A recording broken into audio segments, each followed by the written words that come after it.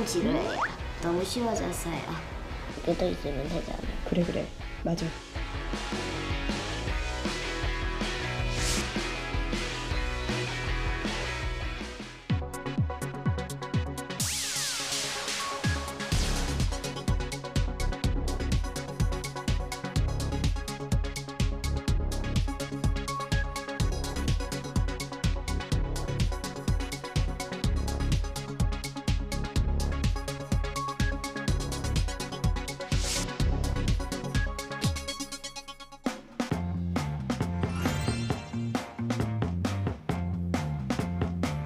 안녕하세요. 즐거운 이야기를 통해 수학의 재미를 찾아보는 수다학입니다. 저희가 방송 진행하면서 수학이 싫은 이유에 대해서는 자주 말씀을 드렸었죠. 일단 공식이 어렵다. 아무리 열심히 해도 성적이 오르지 않는다. 아이들이 이런 대답을 많이 했었는데요. 오늘은 흥미롭게도 수학이 왜 좋은지에 대한 설문조사 결과가 있어서 말씀을 해드리려고 합니다. 이 아이들은 이 질문에 대해서 풀었을 때 기쁨이 크다. 외워야 할 게 적고 선생님이 좋다. 그리고 계산이 재미있다. 이런 대답들을 했다고 하는데요. 선생님, 이런 대답들은 어떤 의미가 있는 걸까요? 네, 우선 수학이 좋은 이유라는 말 자체가 굉장히 기분이 좋게 만드네요. 그러니까요. 네, 그리고 수학을 풀었을 때 기쁨을 느꼈다는 말은 수학을 제대로 이해하고 그것을 적용했을 때 성공 경험이 많았다는 소리거든요. 그래서 성공 경험이 적은 친구들일수록 수학을 또 싫어한다는 의미겠죠. 이 말은 문제를 많이 풀어서 경험을 늘리라는 게 아니라 꾸준히 일정하게 이렇게 성공하는 경험을 많이 늘리는 게 좋다는 뜻입니다. 그래서 보면 초등학생 같은 경우 수학을 굉장히 좋아하는 친구들은요, 어떤 수학 문제를 풀어서 성취감을 느끼는 것도 좋아하지만 수학 원리들이 여러 곳에 접목이 돼서 그 활용하는 걸 찾을 때 굉장히 쾌감을 느끼거든요. 네. 그래서 이런 친구들에게는 지금 우리가 하는 산업수학처럼 곳곳에 침투해 있는 수학의 사례를 찾아서 대화를 통해서 너는 뭘 발견했니? 어머 그렇구나 하면서 대화하는 것도 좋고요. 또 자기 수준에서 쉽게 풀 수 있는 문제보다 한 단계 높은 것과 함께 토의할 수 있는 친구들을 이렇게 설정을 해주면 굉장히 실력이 향상됩니다. 네. 만약에 제가 그 초등학교 다닐 때 수학이 좋은 이유 설문조사를 했다면 전 이렇게 적었을 것 같아요. 첫 번째는 수학 시간에 딴 생각을 하기 때문에 상상력을 키우는 데 도움이 많이 된다. 두 번째가 찍었을 때 맞췄을 때 그 기쁨이 크다. 그다음에 좋은 점 2개밖에 안 쓰고 네. 98가지의 이제 싫은 이유를 쓰죠. 저는. 힘들다. 그래서 쓸 것 같아요, 저는. 전 진짜 선생님이 막 얄미워할 학생 있잖아요, 선생님. 저런 학생들 좀 바꾸고 싶다라는 욕구가 막 오르는데요. 이미 늦었어요. 이미 늦었어.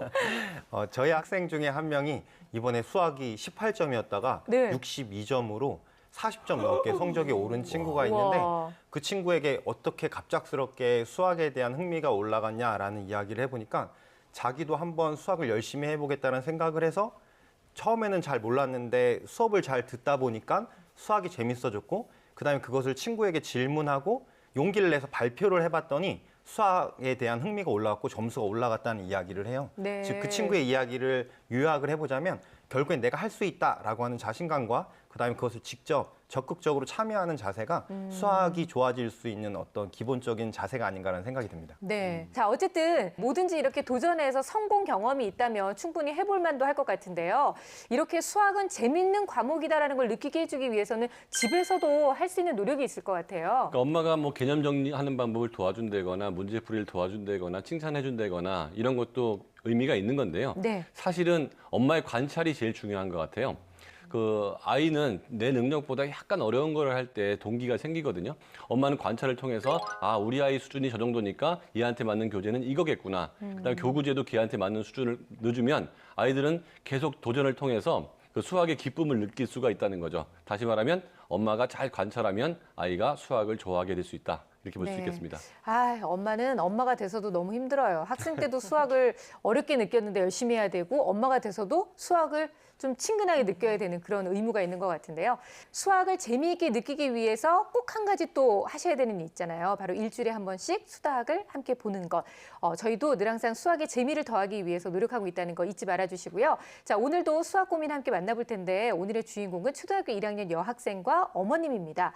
초등학교 1학년밖에 되지 않았는데 벌써부터 수학이 너무 지루해요. 이렇게 얘기하고 있다고 하는데 어떤 이유 때문인지 지금부터 사연 함께 만나보겠습니다. 오늘은 어떤 친구가 기다리고 있을지 두근거리는 마음으로 찾아간 제작진. 집 안으로 들어가 보니 한쪽 벽면을 가득 메운 그림들. 우와, 그림 그리는 걸 정말로 좋아하는 친구인가 봐요. 실력도 굉장히 우수한 것 같아요. 그렇네요. 저 정도면 굉장히 잘 그리는 편 아닌가요? 세밀한 관찰력이 돋보이는데요. 오늘 만나볼 친구는 그림 영재인가요? 근데 지금 그림 그린 거 보면 막 공룡 그리고 이런 거 좋아하잖아요. 근데 오늘의 주인공은 여자라는 거죠. 아우. 안녕. 안녕하세요. 깜찍하게 인사하는 오늘의 주인공, 초등학교 1학년 박은교 양입니다. 그림 그리기에 푹 빠져있는 은교.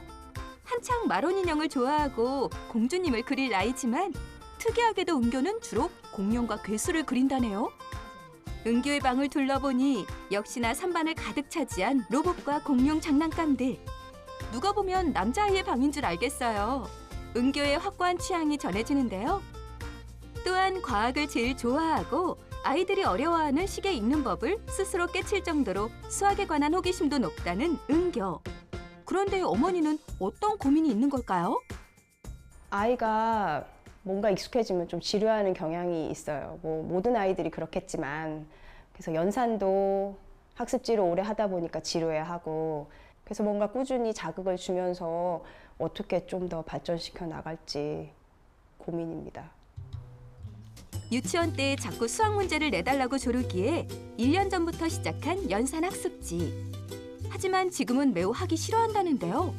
매일 해야 할 숙제도 미뤄두었다가 하루에 몰아서 한다고 합니다. 진짜 춤이에요. 은교 숙제 다 했어요? 밀렸어요? 또 밀렸어요? 매일매일 하자. 하루에 3장. 오케이. 원래 숙제는 하지 말라고 있는 거예요. 그렇게 웃으면서 하니까 선생님도 화를 못 낼 것 같아. 그렇죠. 예쁜 아이가 그러니까. 이제는 미루다 못해 숙제를 하지 않아도 크게 신경 쓰지 않는다는 은교. 어머니는 이런 모습이 걱정이라네요. 그게 애가 하는 게 숙제라고 해봤자 수학 학습지랑 피아노밖에 없는데 그걸 그렇게 매일매일 안 하고 미뤄뒀다가 나중에 몰아서 하고 피아노도 피아노 가기 전에 1시간 전에 후다닥 하고 이러니까 엄마로서는 어릴 때부터 이렇게 계획하고 그걸 지키고 꾸준히 하는 습관을 가르쳐줘야 할 텐데 그게 잘 안 돼서 걱정입니다. 가장 시급한 것은 지금 학습 시간을 확보하고 습관을 길들이는 게 가장 중요한 것 같아요. 네. 그러기 위해서는 어머니의 역할이 중요할 것 같은데요.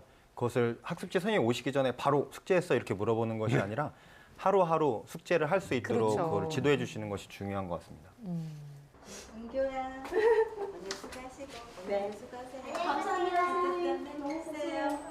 귀엽게도 현관에 엎드려 선생님을 배웅하는 은교. 은교야. 학습지 하는 거 어때? 조금 지루해요. 왜 지루할까? 맨날 똑같은 것만 하고 너무 쉬워져서요. 네? 쉽다고요? 실제로 학습지를 살펴보니 거의 모든 문제가 맞았는데요. 덧셈 뺄셈을 배울 나이에 벌써 곱셈을 하고 있는 은교. 긴 문제를 읽고 곱셈식을 세우는 것도 잘 해내는 모습입니다. 초등학교 1학년이면 곱셈을 소화한다는 것이 쉽지 않은데 곱셈에 관련된 문제도 그렇죠. 척척 풀어내는 걸 보면 수학의 기본적인 자세가 된 친구라고 할 수 있습니다. 그래서 제가 이 수학이 지루할 틈이 없어요. 굉장히 저한테는 항상 제 수준보다 높거든요. 그러니까, 그래서 따라가려면. 항상 긴장하고 노력할 수밖에 없습니다. 아, 학습지가 쉬워서 지루하다는 은교를 위해 뭔가를 야심차게 준비했다는 어머니. 엄마 책 한 권 샀는데 저번에 산 건데 우리 한번 풀어보자. 근데 그게 뭔데? 이게 뭔데? 보자. 이거 산수책이야. 무슨 수학? 최고 잘하는 사람들만 푸는 수학이래. 네? 이리 와봐. 근데 이렇게 학습지가 너무 쉽다고 해서 어머님이 스토리텔링 문제집을 주기도 하셨대요. 근데 그것도 쉽다고 그래서 지금은 심화학습 문제집을 줬다고 말씀하시거든요. 왜 부럽지? 그래도 수준에 맞는 걸 찾아주고자 이것저것 노력을 많이 하셨네요. 네. 난생 처음 심화 문제집을 풀어보는 은교. 문제를 꼼꼼히 읽고 집중해서 풀어가는데요. 그런데 약간 당황한 모습입니다. 엄마, 이거 좀 머리 아픈데 무슨 뜻인지 모르겠어. 아 그래? 어떤 게 어려운데? 이거 모르는 문제가 나오자 엄마에게 SOS를 요청하는 은교. 9바구니를 모두 채우려면 감자는 몇 개 더 있어야 하는지 풀이 과정을 쓰고 답을 어머니가 방금 보셨어요? 9개에다가 모두 채워야 된대. 10개씩 담는 바구니가 있는 거야. 그치? 엄마의 피드백이 제대로 이루어지는 것 같진 않아요. 높은 난이도에 놀란 어머니. 최대한 은교가 이해하기 쉽게 설명을 해보는데요. 4개 더 있어야 돼. 하지만 근데 이거를 여전히 답답해 보이는 이 은교. 과정을 쓰래. 근데 과정 쓰는 건 어렵고. 그러게 아직 배우지 않았는데. 은교야, 다른 문제 풀다 모르는 거 있으면은 여기다가 물음표 해놔. 그냥 엄마 부르지 말고, 알았지? 사실 저는 수포자였거든요. 근데 아이는 솔직히 저랑 좀 다른 것 같아요. 숫자도 좋아하고 과학도 좋아하고 딱 누가 봐도 이과 성향이고. 근데 엄마가 수포자다 보니까 아이에게 막 시키지를 못하겠거든요. 그리고 아이가 물어봐도 내가 잘 설명을 못하고 있고, 또 제가 너무 바쁘다 보니까 아이의 그 교육에 신경을 많이 못 쓴다고 해야 되나? 잘 제가 하고 있는지 의문도 들고요. 내가 너무 아이를 방치하나 이런 생각도 들고, 제가 어떻게 하면 좋을지를 몰라서 수다하게 연락을 하게 되었습니다. 어머니의 직업은 영어 통역가. 일의 특성상 한시도 긴장을 늦출 수 없다 보니 집에 오면 지쳐서 은교의 학습지를 봐주기 힘들다고 하네요. 엄마 다 했어. 한편 심화 문제를 끝까지 푼 은교. 어때? 할만했어? 여기까지만 안 하고 했어. 아, 그래. 아이고, 어땠어? 뭐랄까, 스토리텔링보단 지루하진 않은데 이건 좀 어려웠어. 아, 어려웠어? 지루하진 않은데 어려웠어? 이건 좀 지루하고? 이건 너무 쉽고? 자기가 푸는 문제집의 수준에 대해서 자기가 어떻게 느낀다라고 하는 것을 정확하게 표현할 수 있는 것도 상당히 좋은 장점이라고 얘기할 수 있습니다. 아, 못 알아듣겠어? 어려웠다고는 하지만 학습지 수업을 할 때보다 훨씬 집중하는 모습이었는데요. 은교는 처음 접해본 심화 문제가 어땠을까요? 학습지보단 재밌는데 조금 이해가 안 가고 어려운 것들이 많았어요. 그래서 학습지보다는 나한테 조금 어려웠어요. 실제로 문제집을 살펴보니 물음표를 하고 넘어간 것도 있지만 아직 배우지 않은 내용의 문제들도 곧잘 풀어낸 모습입니다. 수학도 피아노도 익숙해지면 금방 지루해하고 새로운 걸 배우고 싶어하는 은교. 이렇게 똑똑하고 당찬 은교를 어떻게 지도해야 할지 엄마는 고민이 많다고 합니다. 꾸준히 수학에 흥미를 갖게 할 방법. 수다학에서 알려주세요. 아니, 엄마의 고민은 확실합니다. 아이가 뭔가가 익숙해지면 금방 지루해한다. 그래서 어떻게 도와주면 좋을지 모르겠다. 어머님은 이제 이런 고민을 가지고 계시는데요. 지금 선생님들 보시기에는 어떤 부분이 가장 큰 문제점인 것 같으세요? 문제점이라기보다는 우선은 은교가 여러 가지 흥미를 가지고 있고 굉장히 잘 하잖아요. 네. 그리고 수학 실력도 우수해 보여요. 그래서 습관만 잘 잡힌다면 이 친구는 수학을 굉장히 잘할 친구인 거는 같아요. 그런데 여기서 중요한 게 관가되고 있어요. 바로 은교가 초등학교 1학년이라는 거죠. 네. 그러니까 1학년 아이가 지루하다고 해서 계속 지속적으로 문제집만 바꿔주는 것은 올바른 해결책은 아니거든요. 그래서 다양한 놀이 수학과 경험을 통해서 익히는 게 아주 중요합니다. 그래서 수학 공부는 무조건 문제집을 풀어서 하는 게 수학 공부의 핵심이라는 편견을 버리시고 다양한 수학놀이 체험을 접할 수 있도록 해주는 게 관건입니다. 네. 저도 동의합니다. 저도 그 초등학교 1학년 때만 해도 네. 한 1 더하기 1 정도만 책으로 배우면 다 배운 거예요. 그리고 나머지 시간은 다 뛰어놀았어요. 네. 그래서 이렇게 된 거잖아요, 우리가 지금. 그래서 이렇게 됐지만 지금 돌이켜보면 정말 내가 관심 있는 걸로 선생님이 좀 알려줬었으면 내가 잘했을 텐데. 우리 은교 같은 경우는 저처럼 또 공룡을 좋아하니까 네. 수학 문제도 약간 좀 공룡을 섞어가지고 자꾸 내주면 좋아요. 예를 들어서 티라노사우루스가 스피노사우루스를 10대를 때리고 3대를 맞았다.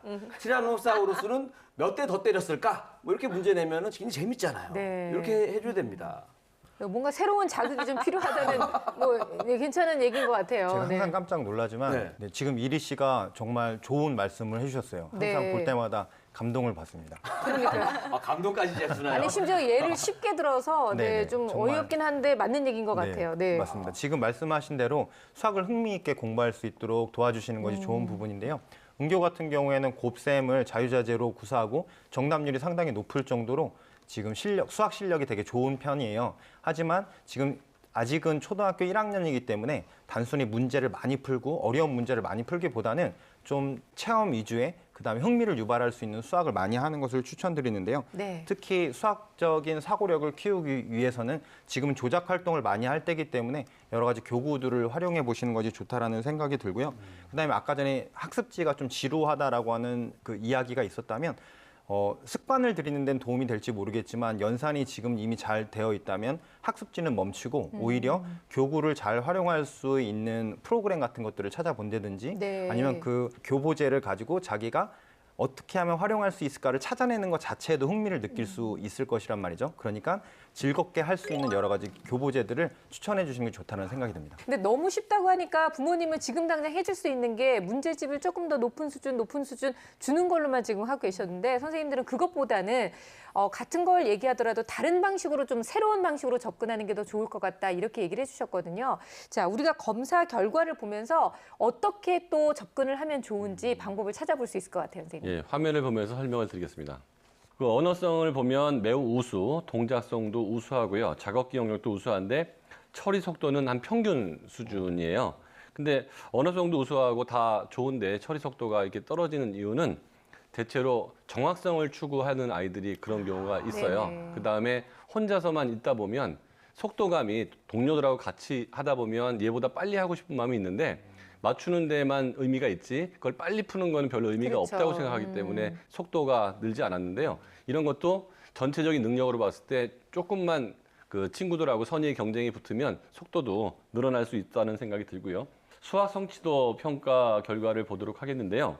그러니까 후행은 90점이고 현행은 80점, 전체적으로 85점이기 때문에 상당히 우수한 편이에요. 왜냐하면 성취도라는 것은 갑자기 보는 거기 때문에 뭐 준비하고 보는 게 아니어서 이 정도라면 굉장히 잘 나온 거고요. 그 자기 표현 능력이 이제 분명하고 이제 호기심이 많은 은교인데 지금 공부를 즉흥적으로 하는 게 현재 상황인 것 같아요. 숙제도 몰아서 하고 그래서 습관을 잘 잡는 게 매우 중요하고요. 하루에 1시간 정도는 일정한 시간에 꾸준히 하는 습관을 갖는다면 지금보다 훨씬 더 좋은 그 능력이 나올 거라고 생각이 되고요. 그다음에 1학년 정도라면 문제풀이만 너무 할 건 아니고 네. 다양한 수학적 체험을 하게 하는 게 그 1시간 내에 그 중요하다고 생각합니다. 그러니까 점수를 보니까 일단 기본이 잘 다져져 있는 것은 확실할 것 같고 아이가 쉬어서 지루하다라고 얘기한 것도 나름 좀 납득이 되는 부분이 있는 것 같은데요. 그럼에도 불구하고 몇 문제 놓친 문제들은 있었어요, 선생님? 네, 실제로는 80점에서 90점 정도를 맞았는데요. 더 높을 것 같아요. 그래서 문제 푼 거를 봤더니 1학기 후행 같은 경우는 12번에서 16번 문제 두 문제를 틀렸거든요. 네. 그런데 이 문제들이 표나 서술형으로 계산하는 한 자릿수 연산 문제였어요. 근데 다른 문제 푼 거를 보면 연산 문제를 다 맞았단 말이에요. 그러니까 실수인 거죠. 그래서 보면은 이제 꼼꼼하게 푸지 못해서 실수를 정말 했거나 아니면 이런 유형의 문제를 접해보지 못해서 문제 유형을 이해하지 못해서 틀렸을 가능성이 커서 이런 다양한 유형의 문제를 한번 접해보는 게 좋을 것 같고요. 네. 또 현행 2학기 문제를 살펴보면은 8번 문제를 푼 다음에 90, 11번 문제를 쪼르르 이제 틀렸거든요. 90, 11번과 같은 다른 비슷한 문제는 또 다 맞았어요. 그러니까 제가 봤을 때 8번 문제를 풀고 90, 11번 문제를 아예 몽창 건너뛰고 그다음 12번 문제를 푼 게 아닌가 하는 생각이 들거든요. 보통 1학년 아이 중에 보면 통째로 한쪽을 건너뛰다던가 반쪽씩을 그냥 건너뛰고서 푸는 친구들이 네. 꽤 많아요. 그래서 이런 것을 보았을 때 그 부분마저 다 풀었다면 점수가 상당히 높았겠죠. 그래서 은교 같은 경우는 수학 실력이 우수한 친구입니다. 그래서 지루하다고 해서 단순히 심화 문제를 계속 제공을 해서 지루함을 풀 것이 아니라 다양한 놀이 수학을 접해서 흥미를 좀 끌어주는 게 시급해 보여요. 네.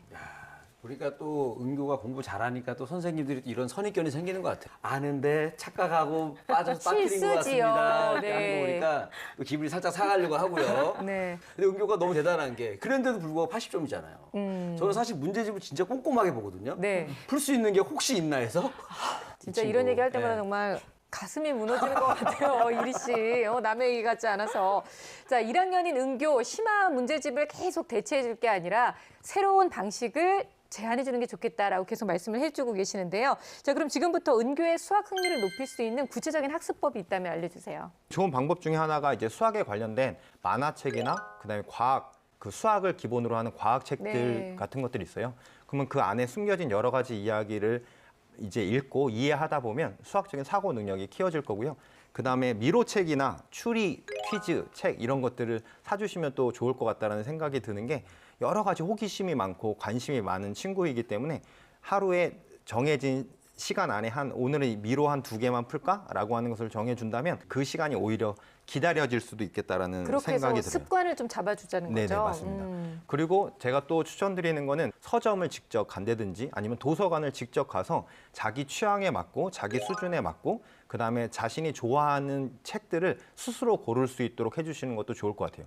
그것들을 고르면서 더 애착을 가지고 그렇죠. 더 흥미를 가지고 네. 공부할 수 있을 것 같습니다. 또 이 놀이 수학하면은 또 제가 또 관심 많잖아요. 아이들을 어떻게 하면은 재밌게 수학을 공부시킬까. 네. 그래서 제가 생각을 해봤는데 이 지루함을 없애기 위해서 이 방법을 쓰면 좋을 것 같아요. 아이들이 좀 좋아하는 게 이 놀이기구를 좋아하잖아요. 놀이기구 타는 거. 막 뭐 자이로 드롭 같은 것도 있고 뭐 있잖아요. 설마 다양한. 그런 거 타면서 문제를 타면서 풀으라고 문제를 딱 하려고? 출발할 때 10문제를 주고 타요. 그것도 막 흔들거리면서 다 푸는 거죠. 이렇게 풀고 나서 끝나고 내는 거예요. 그러면 이 재밌어하는 그 감동과 수학이 접목이 되면서 네. 아 수학도 되게 재밌는 거구나. 아, 이렇게 하시지 않을까. 진정한 놀이 수학인데 이거는 진정한 놀이 수학? 선생님 어떻게 생각하세요? 놀이수학에 대한 개념을 완전히 잘못하고 있는 거죠. 그러니까 놀면서 수학을 하는 게 아니고 개념을 잘못 알고 그렇죠. 이렇게 수학도 안 하고 놀기도 힘든 그런 아 놀지도 못하고 즐기지도 못하고 공부도 못하고 어지럽기만 할 것 같은 생각이 드는데 자, 그러니까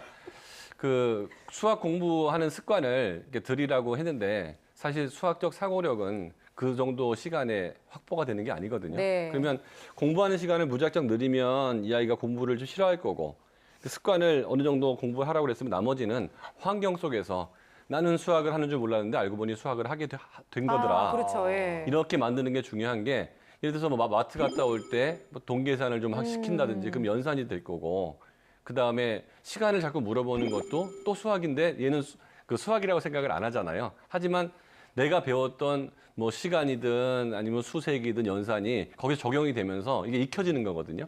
그다음에 일주일에 한 2-3번 정도 내가 했던 수학과 관련된 놀이나 아니면 문제 중에서 좀 특이했던 것들을 가지고 일기를 써보는 것도 스토리텔링 쪽에 나중에 네. 적응하는 데 도움이 될 수 있을 것 같습니다. 은교 같은 경우는 이해력이 좋잖아요. 그래서 교육 동영상을 감상해도 충분히 이해하고 좋은 효과를 얻을 수 있거든요. 수학 동화나 애니메이션 또는 다큐멘터리 같은 것을 감상하면 문제 푸는 것보다 훨씬 더 깊이 있게 수학을 이해할 수 있습니다. 또 보고 나서 거기에 포함된 수학 원리를 그림 그리는 거 좋아하잖아요. 그림으로 다양하게 표현하고 또 그걸 말로 설명하는 활동을 하면 굉장히 효과적이죠. 근데 다큐멘터리라고 하니까 보통은 뭔가 수학 관련된 다큐멘터리만 보여줘야 돼라고 생각하실 수도 있는데 은교 같은 경우는 동물에 관심이 많았잖아요. 동물 관련 다큐멘터리를 보고 뭐 다리수를 구분해서 동물을 분류해서 표로 만든다든지 거기에 이제 네. 증가하는 개체수를 정리해서 숫자로 계산을 한다든지 여러 가지 다양한 활동을 할 수 있고 그 자체에 또 수학 원리가 많이 포함되어 있기 때문에 감상하는 것도 굉장히 효과적입니다. 네. 또 아예 수학 체험관이나 수학 캠프처럼 수학을 가지고 놀 수 있는 곳으로 탐방을 하거나 체험할 수 있도록 도와주는 것도 좋고요. 수학과 관련된 어린이 신문이나 전기 간행물들이 있어요. 이런 내용들은 보면은 이제 만화로도 표현이 됐고 생생한 사진과 재미있는 이슈거리들이 있기 때문에 재미있게 보고 또 뒤에 보면 부록처럼 실제로 만들어서 활동할 수 있는 것들까지 놀거리까지 포함되어 있기 때문에 이런 활동을 하면 굉장히 흥미를 느끼고 잘할 수 있습니다.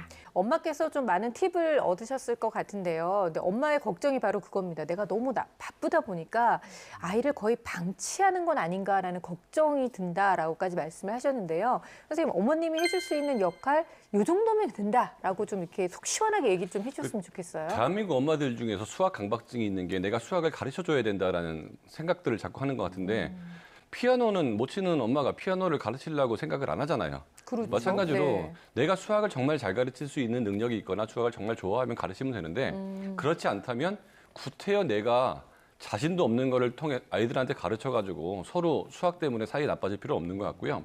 특히 은교처럼 인지 능력이 좋은 아이들 같은 경우는 엄마가 환경을 잘 만들어줘야 되는데 네. 그 환경이란 게 뭐냐면 저는 초등학교 1학년서부터 6학년 수학책까지를 전부 사서 교과서를 꽂아 놓으라는 거예요. 그러면 이것저것 푼다는 거죠. 그때 전 답안지 보는 거 괜찮다고 보거든요. 네. 답안지를 봐서라도 이해되면 3학년 거 봤다가 2학년 거 봤다가 5학년 거 봤다가 지가 보고 싶은 거 보는 거예요. 그러면 이 아이들은 그거를 보통 통해서 굉장히 기쁨을 누릴 수가 있고 교구제 같은 경우도 이걸 푼 다음에 다음 걸 사주는 게 아니고요. 레벨이 높은 것까지 쭉 살아오는 거죠. 그러면 자기가 가장 흥미 있는 레벨을 갖고 놀아요. 그럼 엄마는 관찰 속에서 저게 우리 아이의 능력이구나. 그럼 저거를 하면 좋아하겠구나. 그럼 이 아이는 수학에 푹 빠진다는 거죠. 또한 한 3학년 때부터 하는 뭐 영재학급이나 영재원 같은 거 있잖아요. 그런데 보내주면 자기하고 유사한 아이들을 일주일에 한 번씩 만나가지고 걔네들끼리 여러 가지 활동을 하는 것을 통해서 더 지적인 욕구가 커질 수 있으니까 엄마가 반드시 뭔가를 많이 해줘야겠다는 생각은 구태여 안 해도 될 거라는 생각이 듭니다. 네, 이 저학년이 되면 꼭 경험하고 또 체험해야 하는 것들이 있습니다. 뭐 아마 그 시간을 다 지내보신 부모님들은 되게 아쉬워하는 부모들이 분명히 있으실 거거든요. 오늘 선생님들이 말씀해 주신 것처럼 단순히 문제집의 수준만 높여가는 것이 아니라 그 아이가 놓쳐서는 안 될 여러 가지 체험들 챙겨주시다 보면 아마 소중한 시간 또 그러면서 수학에 대한 흥미도 놓치지 않을 수 있지 않을까라는 생각이 듭니다. 자, 여러 가지 조언들이 나왔는데요. 그중에서 절대로 놓쳐서는 안 될 결정적 한방 들어봅니다.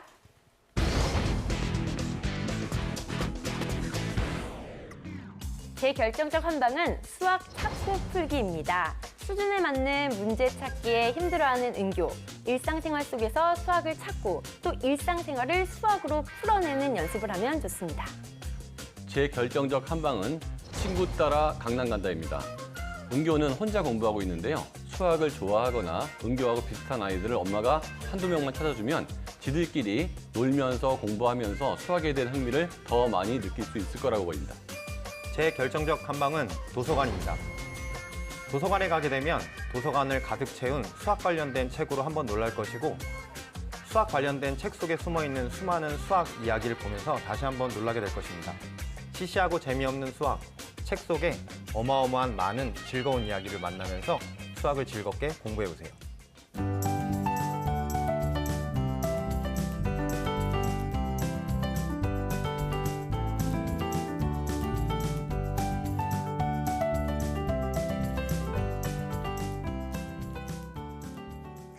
네, 이번에는 이리 씨의 결정적 한방 들어볼게요. 네, 제 결정적 한방은 바로 이겁니다. 짠! 오, 이거 제가 참 좋아하는 건데. 이거 지금 과자 중에서 네. 좀 과자가 제일 좀 작은 과자 중에 그쵸, 속하는 그쵸. 그 네, 유명한 네. 과자인데 오리 과자. 왜냐하면 왜 준비했냐면 은교가 이 지루한 걸 못 참잖아요. 이 지루한 거를 이겨내는 특별 훈련을 이걸로 할 수 있습니다. 이걸로요? 이 과자 한 봉지에 그 과자가 몇 개 들어있는지 다 세면 되는 거예요. 이걸 하다 보면은 내가 이걸 왜 하고 있지? 정말 시간이 아깝다 하면서 상대적으로 수학 문제 푸는 거에 대해서는 너무나 좋아하게 되고 야, 차라리 이거 세는 것보다는 이게 차라리 경제적이구나 하면서 수학을 즐겁게 할 수가 있고 근데 이걸 했는데도 뭔가 이 지루함이 극복이 안 된다. 네. 그럴 때는 특별히 또 뭐가 또 있어요? 지루함 극복의 끝판왕 이것까지 하게 되면은 야. 하루 종일 걸립니다 이거. 이거까지 하게 되면은 웬만한 지루한 수학 문제는 다 웃으면서 네네. 행복하게 풀 수 있다는 걸 알려드리고 싶어요. 와. 근데 은교 정도의 능력이 있다면 그 어림으로 해서 커브로 해서 곱하기를 이용할 것 같아요. 저도 그렇게 할 것 같아요, 왠지. 그것까지는 생각 못했는데 내 수준으로만 생각했는데. 아니, 왠지 딱 자를 들고 와서 10개씩 착착착착착 이렇게 딱 할 것 같아요. 아, 은교야, 너는 방법이 없다. 그래요. 오늘은 아주 똑똑하고 수학이 오히려 너무 쉬워서 지루하다고 얘기하는 초등학교 1학년 은교를 함께 만나봤습니다. 오늘 나온 다양한 놀이 수학들을 활용해서 앞으로도 즐거운 수학 공부할 수 있기를 바라겠고요. 아마 이렇게 노력을 하다 보면 진짜 우리나라에서 최고 가는 수학자가 또 나타나지 않을까 아주 작은 기대도 갖게 됩니다.